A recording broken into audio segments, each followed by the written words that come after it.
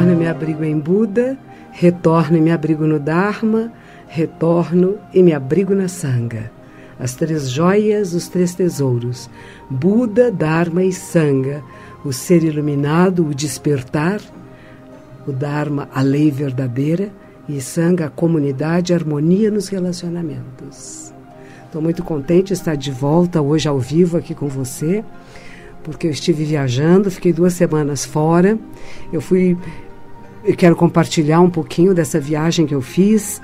Eu fui com um grupo que se chama Yoga Bahia, que é um professor de yoga lá da Bahia, chamado Marcos Aquino, que organizou.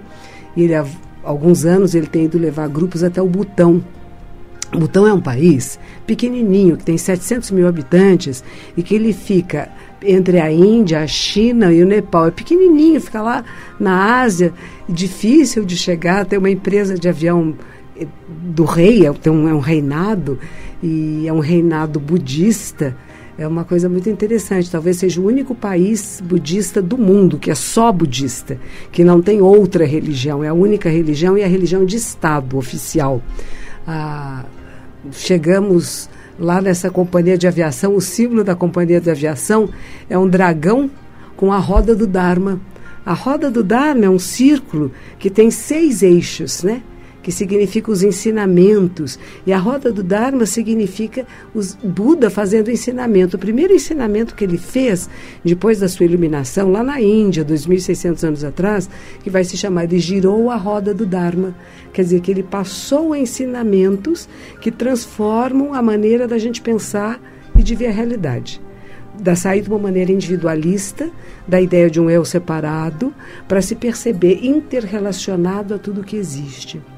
Este país, chamado Butão, fez uma coisa muito interessante alguns anos atrás, que disse assim: em vez da gente pensar qual é o produto interno bruto do país, o PIB, quer dizer, quanto que está produzindo de dinheiro, de alimentos, etc., o rei disse assim: é mais importante o FIB, a felicidade interna bruta, como a gente traduz para português. Né? Em inglês eles falam de happiness, né? Quer dizer, a felicidade, o bem-estar das pessoas e da população. É um país que não é rico. Ele é rico em bens naturais, em grandes florestas.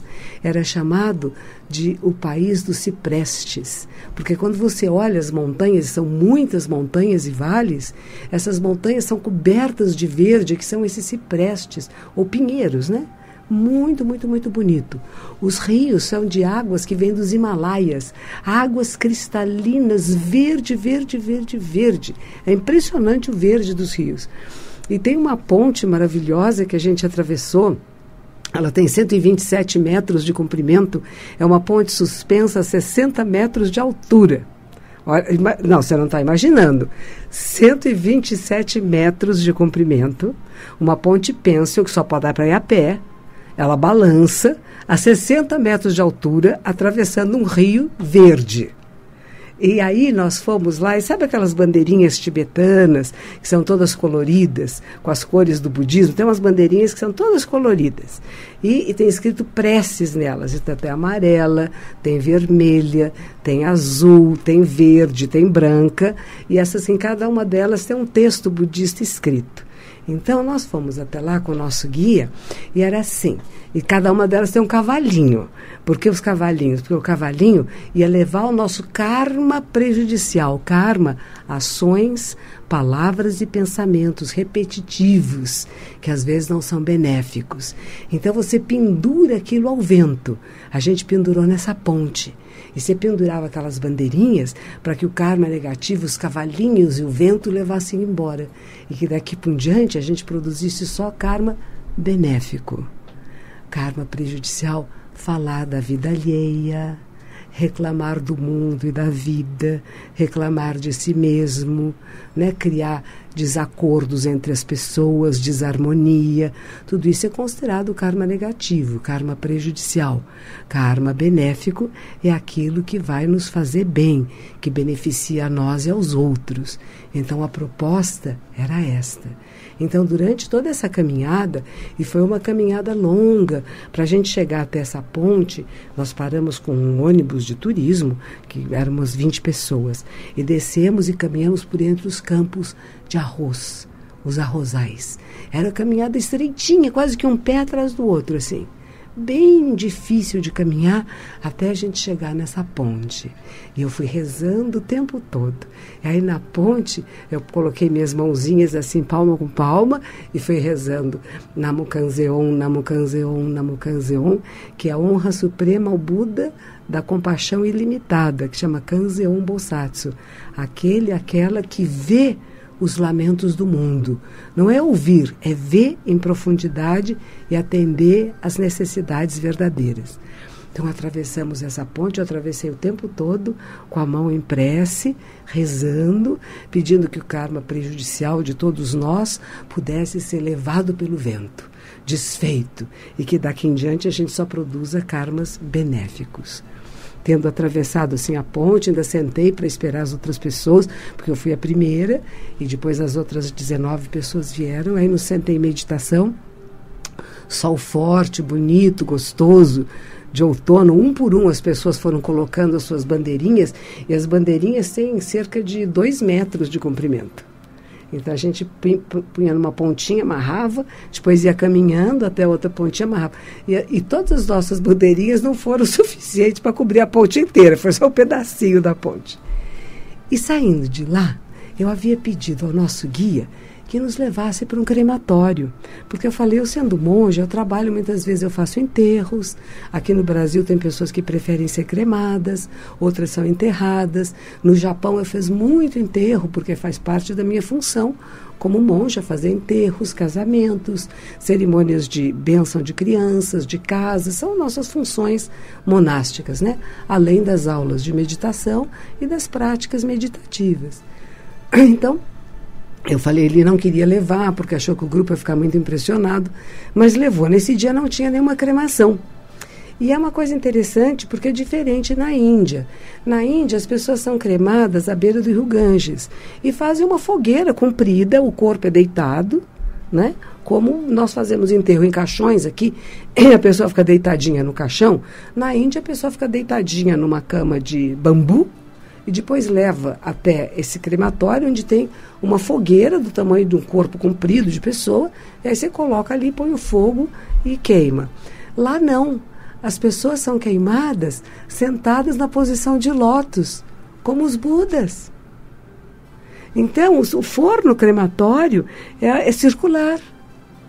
E lá dentro eles colocam a madeira, e colocam a madeira também em volta do corpo da pessoa, e a pessoa fica numa altura bem grande, até quase que a altura de um ser humano em pé, só que fica sentadinho nessa fogueira, com as pernas cruzadas e as mãos na posição de lótus de meditação, que era a maneira muito tradicional e antiga dos budistas cremarem ou enterrarem. Nós temos múmias antigas encontradas na China, sentadas na posição de lótus, porque eram budistas, geralmente monges. E o que eles continuam fazendo no Butão, e por isso a gente fala, é um lugar muito rico das tradições mais antigas, que são mantidas lá, e mantidas porque as montanhas impedem as pessoas de irem até lá, de chegarem até lá, os outros povos de invadirem, né?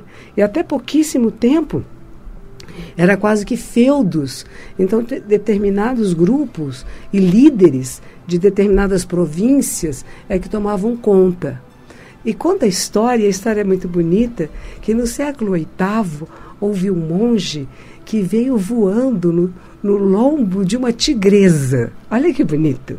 Uma tigresa voadora, que carregava nas suas costas um monge. E esse monge foi voando até uma gruta numa montanha toda de pedra. E nessa montanha de pedra, onde ele ficou sentado em meditação por 3 anos, 3 meses, 3 dias, 3 horas, 3 minutos, 3 segundos. É muito bonito isso, né? É que construiu-se depois um grande mosteiro. E este monge é considerado como o grande fundador do Butão, porque foi ele que começou a pensar como é que este país podia se organizar, que ele não era organizado. E havia esses grupos de pessoas que moravam em áreas diferentes e sempre tinha um líder daquele grupo, né? Uma família que assumia a liderança por determinadas áreas, como feudos. E ele, então, sugeriu mais tarde que isso daí fosse unificado. Mais tarde, outro monge também chega lá, que vai chamar o Guru Rinpoche, e ele vai fazer essa unificação do país. E a sugestão, os ingleses estão tomando conta da Índia. Né? A Índia é uma colônia inglesa. E os ingleses precisavam do Butão, porque para atravessar, para fazer comércio de um país para outro, inclusive para a China, Índia, etc., precisava passar pelo Butão. Então, eles nunca colonizaram o Butão, mas fizeram acordos com os butaneses, e a sugestão inglesa, que era uma monarquia, é que lá se tornasse uma monarquia, porque eles precisavam ter uma pessoa com quem falar, porque tinha muitos líderes, então não sabia com quem falar para pedir autorização para passar ou para fazer comércio. Então resolveram, e foi um acordo mútuo, que ia ter uma monarquia. Então foi escolhido dentro dessas várias famílias, uma delas que seria do monarca responsável pela parte administrativa e econômica do país. Mas ele só funciona junto com um líder religioso. Então a bandeira do Butão, ela é meio cor de laranja e meio branca. Porque a parte branca representa o poder administrativo leigo. E a parte cor de laranja representa o poder religioso. E ambos trabalham juntos. E antigamente tinha esses dois poderes, e acima deles, o chefe líder religioso é que dá a palavra final, que é o monge. Por isso que fala que é o único país budista, no sentido de que ele é budista administrativamente também. Porque este monge que vai ser o líder de todos. O imperador não, o rei, né? O rei, ele se consulta. E uma das coisas maravilhosas, o castelo do rei, é um castelo que era um forte, então ele é fortificado no sentido de que ele tem as paredes do lado de fora bem altas, as janelas só lá em cima, né? E você entra por escadas até esse palácio, mas a entrada é como se fosse de um mosteiro, porque é um mosteiro. Ele é um mosteiro. A maior parte da edificação é um mosteiro e moram muitos monges. 100, 200, 300 monges. E tem uma área, que é a ala administrativa, onde o rei despacha. Mas o resto é área de residência e área de templo. E fica bem alto. Tem grandes escadarias para a gente subir. E nesse templo, nesse mosteiro, é uma beleza. O altar principal, a capela que eles chamam, não é a capela. É como se fosse um grande templo. As imagens de Buda de 9, 10 metros de altura, dentro do templo. Então você imagina o tamanho que é esse templo. E é muito bonito, porque a gente entra e os monges estão todos lá rezando. Tem energia elétrica atualmente, sim. E uma das funções, uma das coisas que o Butão produz, além de arroz, é energia elétrica, por causa dos rios. É energia hidráulica. E ele vive de vender energia hidráulica para a Índia. Então a Índia é o grande consumidor de energia hidráulica do Butão. E além do que é um grande produtor de arroz. Tem o arroz branco e outro que chama arroz vermelho, que é muito gostoso. E é comido esse arroz como o arroz japonês, sem tempero nenhum. O arroz é só cozido. Mas junto com isso vem os alimentos com muita pimenta. Muita pimenta, que a gente estranha, eu não estou muito acostumada, né? Então eu tive um certo estranhamento com essas pimentas todas. Mas muito lindo. E esse templo onde fica o rei, né? Onde tem os aposentos de despacho, a secretaria oficial do governo, né? Ele tem esse Buda maravilhoso, e tinha um monge lá dentro rezando. Então, como eu sou monja budista, quando eu entro num templo budista, eu faço reverências até o chão. São 3 reverências completas. Aí eu fiz essas 3 reverências, aí o monjinho lá me chamou e ele me deu uma água que é chamada água benta. É uma água que tem um pouco de açafrão, e ele coloca-se um pouquinho na minha mão. Tem uma jarrinha pequena, assim, de uns 20 centímetros, com um bico bem fininho. E na ponta dessa jarra tem como é que chama? Uma pena de pavão. É uma coisa muito bonita. Aí ele levanta essa pena de pavão e joga um pouquinho assim, você põe as 2 mãos, uma sobre a outra, para cair na palma da sua mão. E aí você bebe aquela água e a resto você põe na cabeça assim. É uma bênção. Então eu recebi essa bênção lá nesse castelo imperial. Foi muito agradável. Aí passei pelo esse templo inteirinho. E daí a pouco chegaram aquele monte de monges. Vai ter uns 100 monges ou mais. Eles entraram, todos começaram a rezar, porque eram as rezas vespertinas. Ou seja, os visitantes só podem entrar no castelo do rei depois que o rei sai. Então você fica do lado de fora esperando que seja abaixada a bandeira. Tem a bandeira do Butão, que é essa que eu falei, é cor de laranja, branca com dragão branco no meio.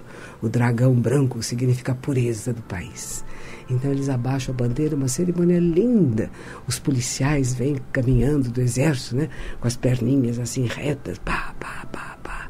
Aí abaixam a bandeira, tem ofertas, tem um monge que vai junto, que faz ofertas e que faz preces, enquanto a bandeira é abaixada. E aí depois que ela é dobrada, bem ritualmente mesmo, e todos caminham em procissão, tem mulheres com as roupas tradicionais, os homens se vestem com uma roupa muito bonita. Parece um kimono japonês, que é todo listadinho, e pode ser preto inteiro, mas as mangas são dobradas e a ponta da manga é branca. E a saia, para não ficar comprida até o chão, eles puxam na cintura, prendem com o cinto e ela fica até o joelho. E eles põem meias 3/4 até o joelho e sapato. Então essa é a roupa masculina. A de mulher é uma saia de um tecido parecido que vai até o chão. E em cima blusinhas curtas, mas tampam a barriga, não é como as indianas com a barriga de fora, né? Então era muito bonito. E os homens, quando vão em lugares oficiais, além disso eles têm que pôr uma echarpe, que é quase que um manto branco por cima. Então conforme o título da pessoa é o tipo do manto, né? Mas eles todos punham, os guias todos tinham que vestir essa roupa para poder entrar no castelo. Então foi uma experiência única, né? Um país que tem um rei de 30 e poucos anos de idade, com uma rainha de 20 e poucos anos de idade, lindos. As fotografias deles estão em todos os hotéis, em todos os restaurantes, em todas as lojas. E as pessoas têm grande respeito e admiração por eles. O esporte principal do país, arco e flecha. É tão bonito, fica longe, longe, longe. Eles têm um arco que tem uma espécie de uma mola, é diferente de um arco e flecha indígena, né? É um arco menorzinho e tem 2 hastes, e depois a flecha, eles atiram de um lado, formam times, é uma competição. E quando eles acertam, não precisa ser no ponto do alvo, mas acertando no alvo, mesmo que não seja na mosquinha lá principal, eles fazem uma dancinha, põem o calcanhar na frente, depois o outro, calcanhar na frente, depois... São todos homens, só tem homens fazendo isso, não tinha mulheres. E dançando, era muito bonito. Dança de um lado e do outro. E depois eles trocam de lado. Então, umas coisas bem interessantes, viu? E tinha danças típicas, danças folclóricas, que sempre tem a ver a vitória contra o mal. A vitória das forças positivas contra as forças negativas, não só de aspectos mentais nossos, do nosso karma negativo, mas de aspectos mesmo fisiológicos, né? De você vencer as feras, né? Então é muito bonito todo este aspecto de um país montanhês, onde as pessoas estão acostumadas com estas montanhas, a viver nas montanhas. Tem muitos indianos pobres, bem pobres, que vão trabalhar lá nas obras das estradas. As estradas estão sendo alargadas, o turismo entra agora como uma forma importantíssima de arrecadação de bens para o país, ainda mais porque o rei anterior, que vai fazer 60 anos o ano que vem, e ele abdicou ao reinado em honra do seu filho de 30 e poucos anos. Este rei, ele instituiu uma coisa que nós já ouvimos falar aqui no Brasil, que chama FIB, Felicidade Interna Bruta.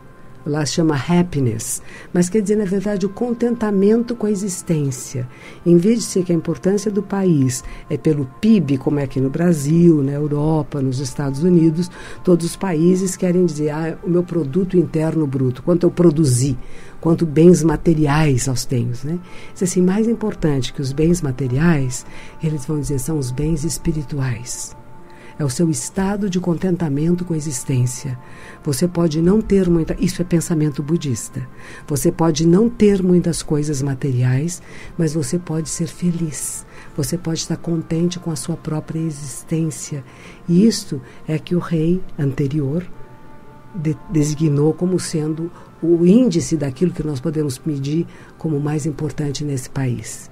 E existe um departamento de Estado, que é o departamento que cuida desse índice de felicidade interna bruta.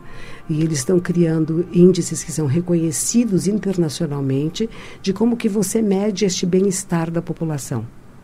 E isso tem sido apoiado por governos de várias partes do mundo, reconhecido pela ONU como esta seria a proposta verdadeira de qualquer liderança. Como é que nós queremos que a nossa população esteja bem, esteja feliz, significa que esteja saudável, que tenha um sistema de saúde adequado. Percebe? Não é que está dizendo não vai ter nada, vai ser pobre, vai ser contente. Não é isto. Que vai ter atendimento adequado, que vai ter uma assistência adequada, mas que pode viver nas suas áreas rurais com alegria. Não precisa todo mundo querer morar na cidade e fazer grandes centros urbanos. Os centros urbanos lá são pequenos.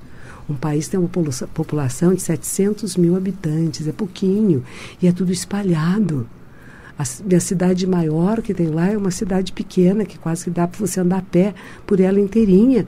Em 1 hora, 2 horas, você anda pela cidade inteira. É muito interessante isso, são cidades antigas, uma população muito alegre. Eu não vi brigas lá, matilhas de cães pela rua, matilhas e matilhas de cães, e os cães não brigam muito entre si, eles estão mais ou menos, e são todos gordinhos e bem tratados. Sabe, cachorrinho gordinho e bem tratado? Porque tem muita comida que sobra e as pessoas alimentam eles.